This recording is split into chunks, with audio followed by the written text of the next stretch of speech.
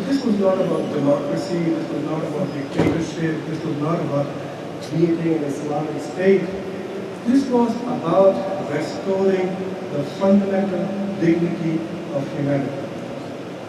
And in the Muslim world, the way we were treating each other, the way the governments were treating their own people, was as if we didn't have dignity. One day a man came to Prophet Muhammad sallallahu alayhi wa sallam, and he came and he started begging in the masjid. And the Prophet sallallahu alayhi wa sallam asked him, do you have anything? He said, I have nothing, that's why I'm begging. I have a family and they are hungry, I have no food, nothing. So the Prophet ﷺ said, go home, whatever you see that is there in your house, bring it to the masjid. And the man came back and he had only two things. He had a piece of cloth, an extra piece of cloth, and he had a bowl. So the Prophet ﷺ took those two things and he looked at his Sahaba and said, this man wants to sell this, who will buy it? Well, obviously, it was not worth buying, it was not any value, but some of the Sahaba were very generous and who understood what Prophet Muhammad was trying to do. One of the Sahabi offered 2 dinars for that, and the Prophet said, sold. Then he gave 2 dinars to this man and said, buy an axe with one, and buy food for your family with the other. You will be able to buy food for 2 weeks, and I do not want to see you for 2 weeks. Go. That man went into the woods, cut trees, etc., and started living. He became a woodcutter. There are many beautiful ahadiths about this particular companion. One day the Prophet ﷺ was sitting outside in the masjid, and he was teaching his companions about Islam. They saw this man running into the woods with the axe in his hand. And one of the companions remarked and said, what an unfortunate person he is. Here the Rasulullah, the Prophet of Allah, is teaching us about Allah's deen, and he is going away to feed his family. And the Prophet ﷺ said, no, he is the blessed one. He is the one who is doing jihad for his family while we are sitting here and chit-chatting. That's how the Prophet ﷺ interpreted the scene. But after he gave those 2 dirham to the person and he went home, the Prophet ﷺ said many things about human dignity.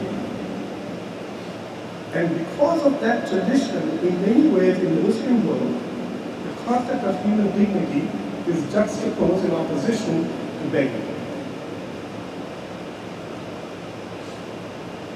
It is about becoming self-sufficient. It is about supporting yourself. There are many ahadith in which the Prophet ﷺ said it is better to be the hand on top than the hand on the bottom. It is always better for you to be the one who is giving charity, and sadaqah, and zakat, than the person who is receiving the zakat. When you give sadaqah, when you give zakat, we are not supposed to think as if you're doing ihsan on the person whom you are giving these things to. It is their right, and this has been emphasized. When all of these things have been done, to underscore that even in poverty, even in destituteness, human beings have a fundamental element of dignity that cannot be taken away from them. Allah subhanahu wa ta'ala says in the Quran, I'm sure you've heard of this many times, but I want you to reflect. Every ayah of the Quran is worth more than the weight of the entire universe. You have a mizan, you put one ayah of Allah on one side and the entire creation on the other, the side of the ayah. So do not take any ayah lightly. Do not equate anybody's opinion, any tradition, any fatwa on the same level of the ayah. Keep the Quran here, everything else down there. And reflect on it. Think of it again and again and again. And I'll tell you, I prepared for this Khutbah in 2 installments. Last night and in the morning, and when I looked at that ayah, I had a different inspiration the second time when I looked at it. Allah subhanahu wa ta'ala says in the Quran, Bismillah ar-Rahman ar-Rahim, لَقَدْ كَرَّمْنَا بَنِي آدَمَ وَحَمْلَنَاهُمْ في البر والبحر ورزقناهم من الطيبات وفضلناهم على كثير ممن خلقنا تفضيلا. Allah subhanahu wa ta'ala says that we have certainly endowed the children of Adam with honor and dignity. لَقَدْ كَرَّمْنَا بَنِي آدَمَ. And this is very common. For those of you who are reading modern Muslim literature, you will find this is the justification of Muslim response to the challenge of human rights and democracy, etc. We say that because Allah subhanahu wa ta'ala has created us with dignity, nobody can take that dignity from us. It is Allah subhanahu wa ta'ala who has vested the human person, the human entity with dignity. No law, no government, no ideology, no faith can take it away from you. And he did not say that I have endowed the Sunnis with dignity, or Pakistanis with dignity, or Shia, or Arab, or Muslims, or even believers. He said it in a way which clearly includes all of humanity. We have endowed the entire progeny of Adam with human dignity, and it cannot be taken. And I think one of the problems in the Muslim world is that we have forgotten this Quran. What does it mean? What it means is that we cannot create institutions, we cannot create societies, we cannot create any kind of a project which undermines the dignity of anybody. There is a very beautiful tradition of the Prophet ﷺ was performing the tawaf, and he stopped and looked at the Kaaba and said, "You are so beautiful. I like everything about you. I like your fragrance." I said, the Kaaba smelled, and the fragrance was so beautiful. And he said, there is no place which had the same sanctity as the Kaaba on earth. And then the Prophet ﷺ said, "But I swear by you, and I swear by Allah, in whose hand there is my life, that the izzah, the respect and honor of an ordinary person to me is greater than the sanctity and the respect and the nobility of the Kaaba itself." This hadith is very popular. It's narrated by Maryam and Ibn Abbas and many other Sahabi who were there with him performing the tawaf, but independently have changed which narrate this.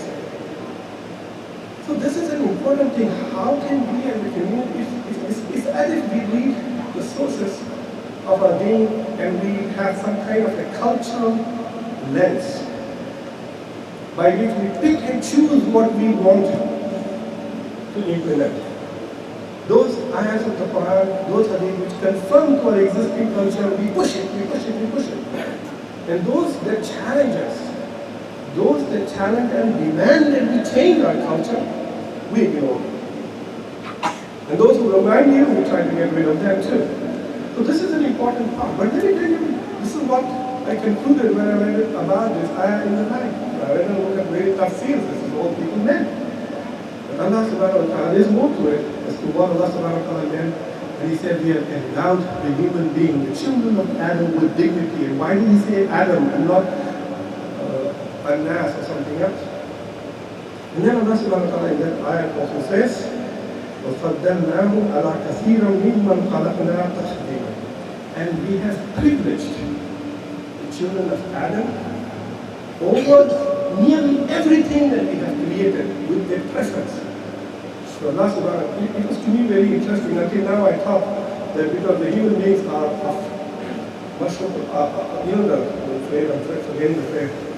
the creation's greatest creation, but Allah subhanahu wa ta'ala is saying that we are not greater than everything that He has created, but we are greater and better than nearly everything that He has created.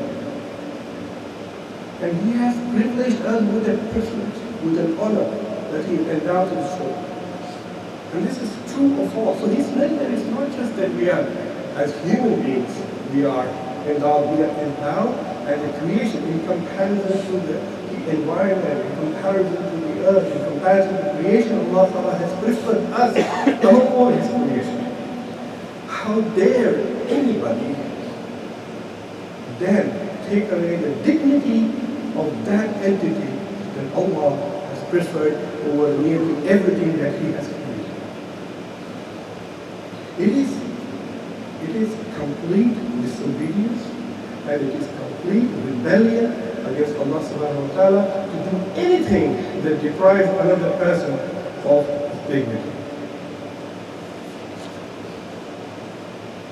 You all know of this ayah in Surah Al-Ma'idah, which I call as the 9/11 ayah. Muslims discovered it after 9/11.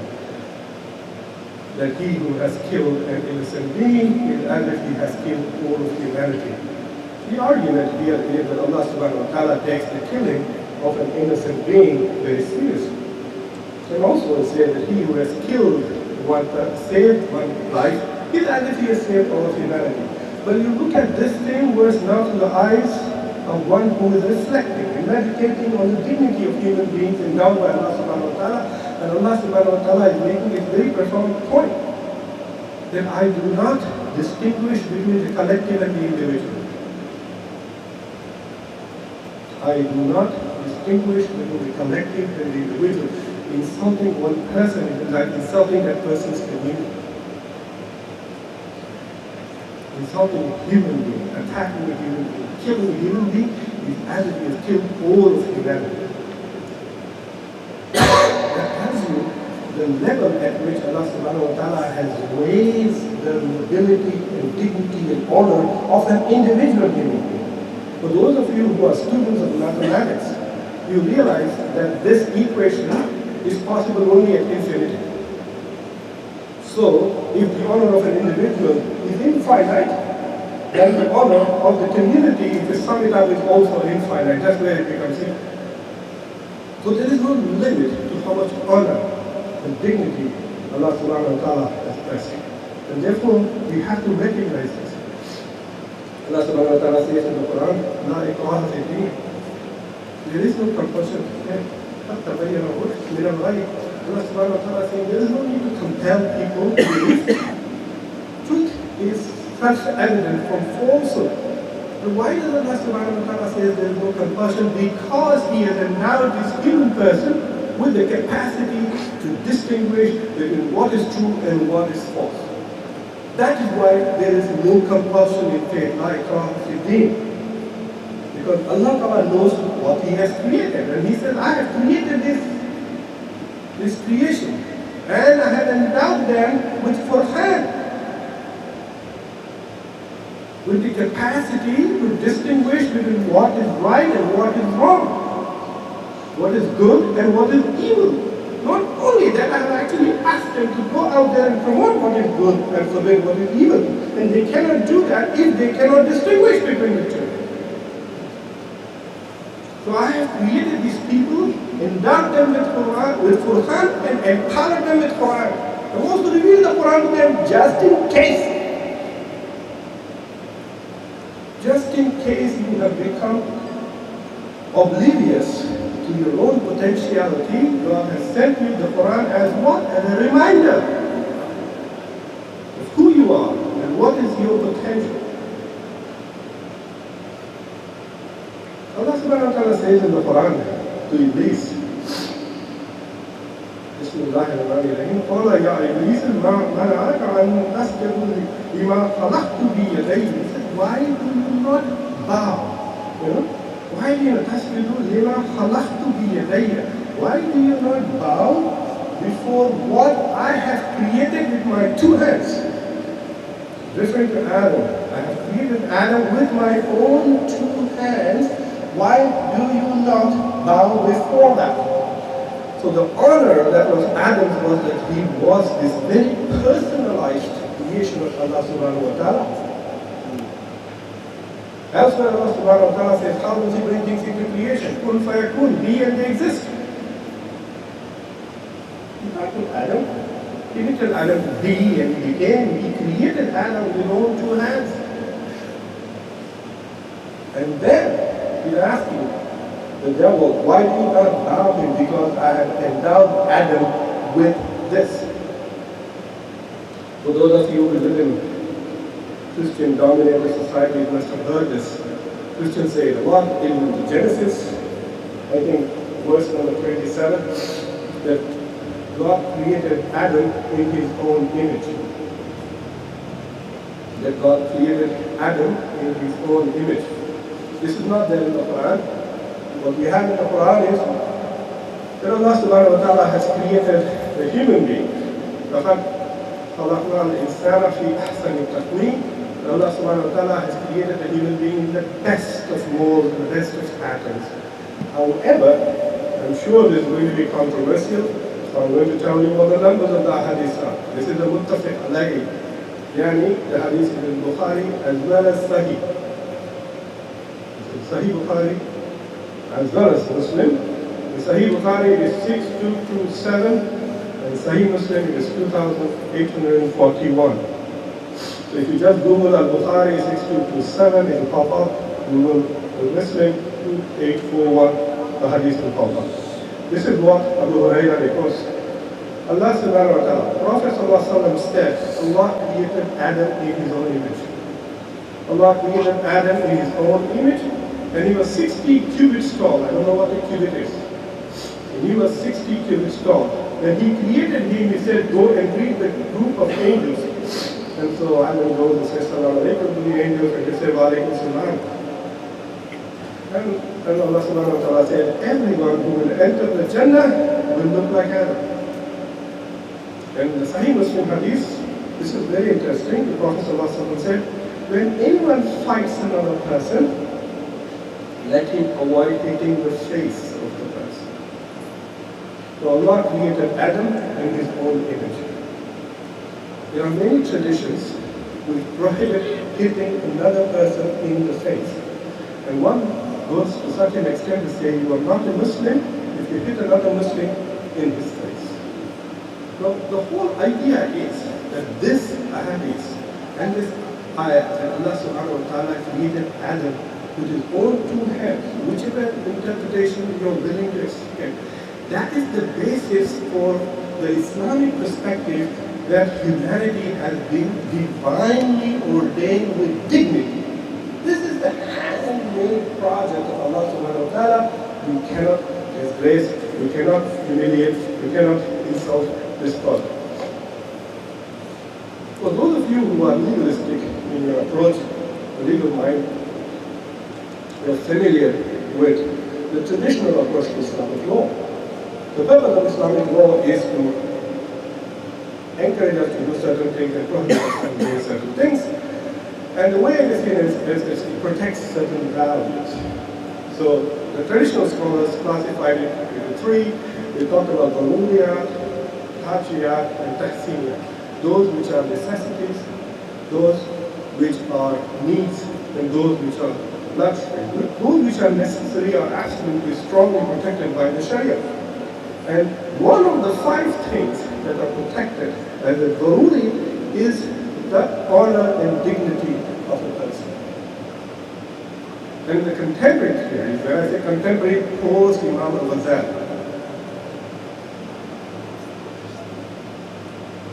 they started talking about the Makhatim of Sharia. What is the purpose of Sharia? They identified 5. To protect deen, to protect aql, to protect reason, to protect the life, to protect the mal, the life and the property of a person, to protect the person's reason, or the freedom of conscience, and to protect the person's deen. And the 5th one is to protect the honor of the human being. One of the purposes of the Islamic Sharia has been to protect the honor of the human being.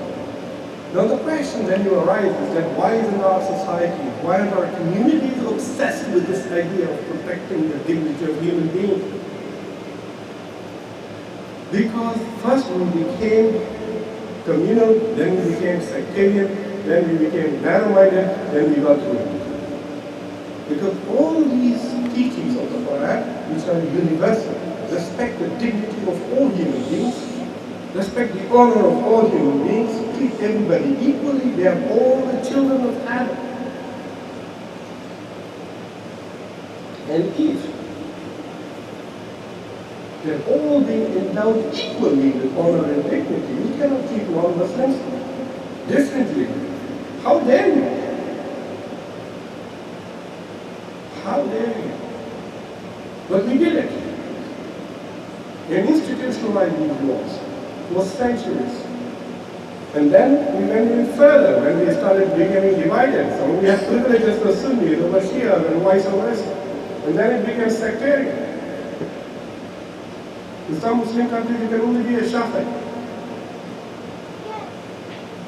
In the Ottoman Empire, everybody were Hanafis. So we started privileging smaller and smaller and smaller groups. What happens when you privilege a subset of a group is you make it legal, you make it halal to discriminate against somebody else. Once it becomes okay to discriminate against one entity, then you have opened the door to ruination. For example, they say, we shall respect everybody except those who are fat and short. Well, I can then respect anybody, I just have to change the definition of what is fat and what is short. You know, relative terms. And so we have to go back. And we can see this in our society. The lack of respect for human life. The lack of respect for property, values. One of the things that I have happened all my life, especially in third world countries, is when they get upset with their government, they burn buses and destroy property. The same buses that they need the next day to go to work. The poor country now has one less bus, two less bus. You are going to suffer. It is a lack of respect for human property, human dignity that we resort to these things. We need to develop this instinct and culture and value for dignity. We have to learn how to be dignified under oppression. We have to learn how to be dignified in debt. We have to learn how to be dignified when you are prosperous. Some people suddenly become wealthy and they lose self-respect in the way they go about.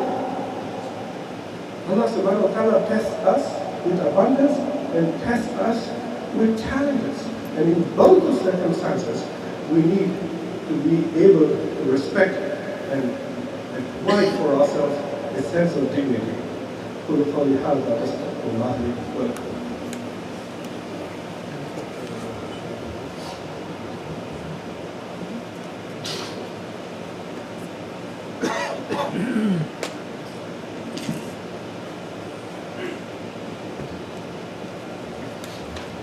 الحمد لله والصلاة والسلام على رسول الله.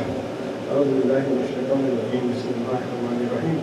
إن الله وملائكته يصلون على النبي يا أيها الذين آمنوا صلوا عليه وسلموا تسليما.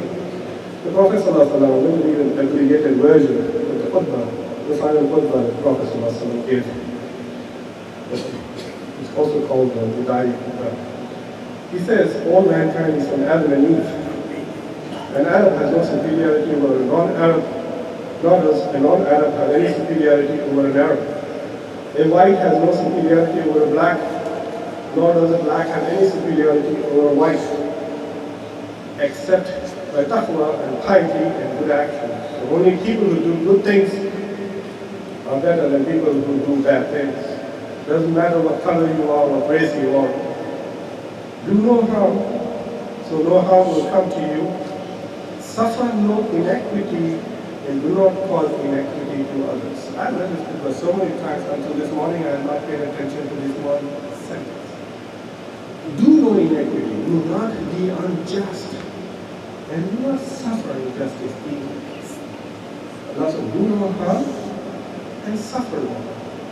Do no inequity and do not violate the dignity and honor of other people, and Allah subhanahu wa ta'ala will restore and respect your honor and your dignity.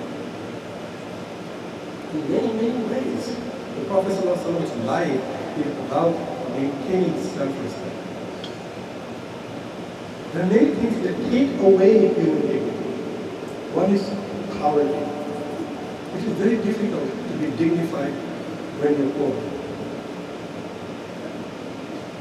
If you live in societies where there is inequality of wealth, then we are facilitating that inequity and stripping away people of their dignity.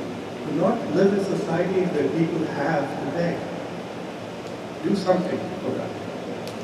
The Prophet ﷺ encouraged all of us to live with personal respect. That's why we talk about being wearing clean clothes. That's why we talk about Muslims as the ummah that will protect haya. Haya is a way of thinking about dignity. The behaya, the one without modesty, isn't dignified. We turn to be modest because we want to inculcate in ourselves the quality of dignity, and that is very, very essential to all of us. In America today, we see a steady erosion of the dignity of human beings. If Americans think that they can deprive Muslims of their dignity and the rest can live honorably, it's not going to happen. Once we open the door to humiliate one people, it will open the door for everybody else. We cannot discriminate based on race, ethnicity, religion, national origin, or even ways of people's life. And we have to fight all of this on the same ground. Not because we want to be good, we have no choice. It is a command from Allah subhanahu wa ta'ala that I have endowed the children of Adam with dignity. None can take it away. And when you see the dignity being taken away and you are quiet about it, you are as responsible for it as the entity that is depriving humanity. We are now demonizing people. I want to leave you with an amusing account. A story told by an old Sufi sheikh. It says that a man met another man who was very handsome, very intelligent, and very elegant. Spoke very well, sounded very wise, sounded very thoughtful. So this man looked at him and says, "Who are you?" He was so impressed with him. He said, "Who are you?" And the man said, "I'm Iblis." And this man was stunned. He said, "How can that be? How can you be Iblis? You are so nice." Iblis was supposed to be evil and ugly. And Iblis responded by saying, "Do not indulge in satanophobia, and you are living with those who demonize me." I pray to Allah subhanahu wa ta'ala that we do not sit with people who demonize other communities. I pray to Allah subhanahu wa ta'ala that I'm very guilty of this, I hope you are not, of looking at other people as if they do not have dignity. There is a concept called takabbur in Islam. If you have arrogance in your heart, even this much, there is no place for you in Jannah. And we know the way Muslims have understood takabbur in the deen. It is not arrogance, that's a loose translation. Takabbur is to look down with contempt on other people. It's not saying I'm the handsomest man, I'm the most richest man, I'm the greatest guy.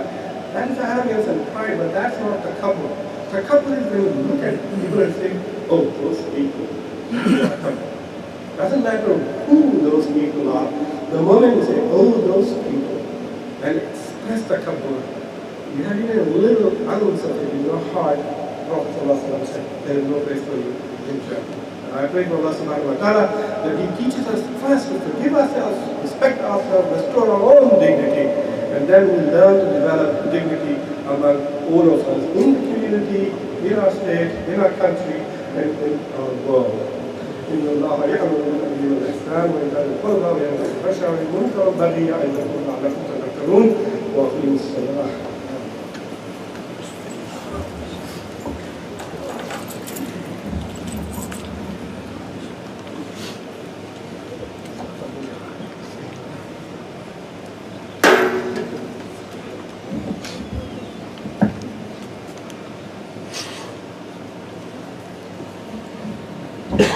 الله أكبر الله أكبر الله أكبر الله أكبر أشهد أن لا إله إلا الله أشهد أن لا إله إلا الله أشهد أن محمدا رسول الله أشهد أن محمدا رسول الله حي على الصلاة حي على الصلاة حي على الفلاح حي على الفلاح قد قامت الصلاة قد قامت الصلاة الله أكبر الله أكبر لا إله إلا الله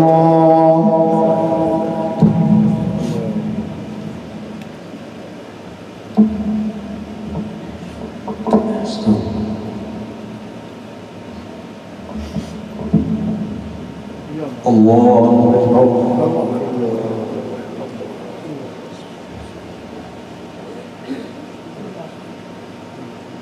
الحمد لله رب العالمين الرحمن الرحيم مالك يوم الدين إياك نعبد وإياك نستعين اهدنا الصراط المستقيم صراط الذين أنعمت عليهم غير المغضوب عليهم ولا الضالين آمين.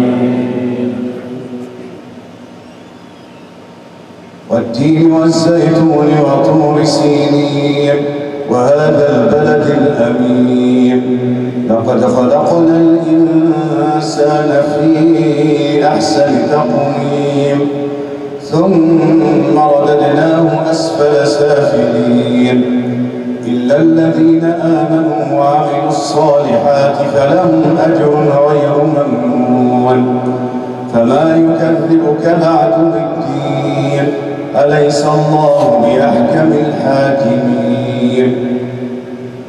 الله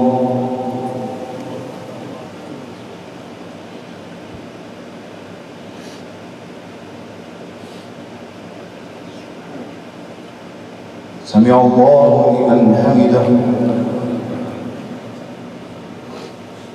الله الله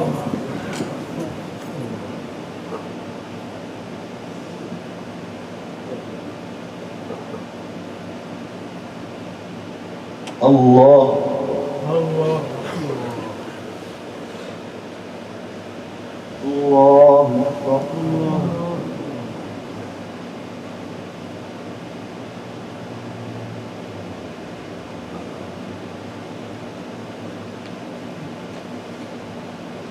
الله أكبر.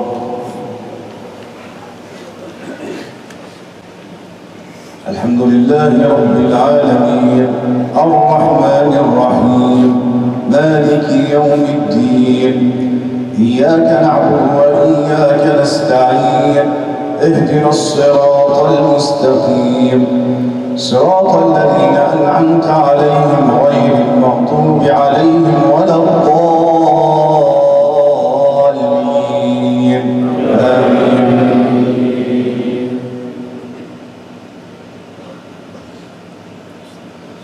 والعصر إن الإنسان لفي خسر إلا الذين آمنوا وعملوا الصالحات وتواصوا بالحق وتواصوا بالصبر. الله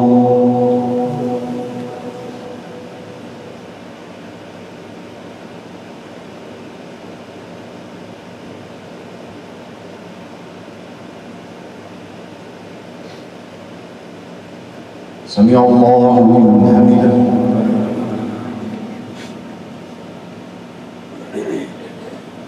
الله أكبر.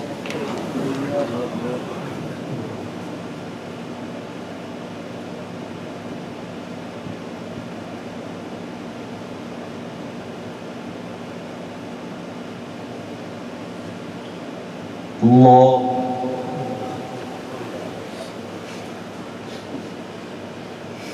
الله أكبر.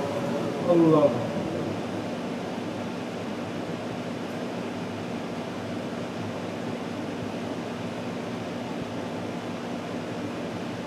الله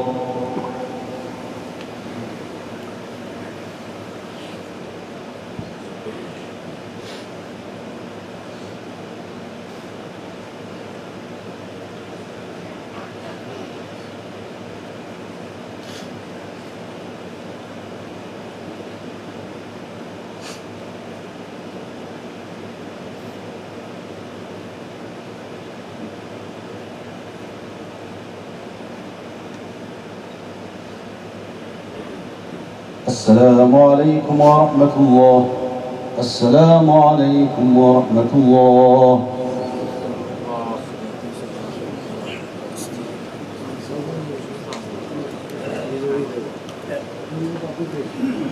السلام عليكم ورحمة الله. إن شاء الله كل يوم جمعة بعد صلاة المغرب يوجد حلقة قرآن، تعليم قرآن، تجويد إن شاء الله للكبار. فإن شاء الله تحرص على الخير إن شاء الله. Every Friday after Maghrib there is حلقة قرآن and تجويد for adult إن شاء الله. جزاكم الله خير.